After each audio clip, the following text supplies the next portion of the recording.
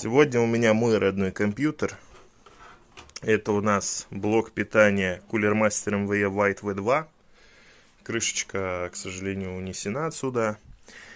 Главный трансформатор, во-первых, он, смотрите, криво посажен на свое место, и одна сторона вообще выше другой торчит, то есть припаян он херово. Из-за этого, скорее всего, у меня и свисты, потому что он еще должен быть залит, чтобы не было всяких дребезжаний, свистов. Второе, пришлось достать отсюда вот эту деталь, которая дребезжала во время работы вентилятора. Нахрен она тут была? Нет. Непонятно, потому что распределения нету по потокам здесь воздуха, как, например, в DK Premium.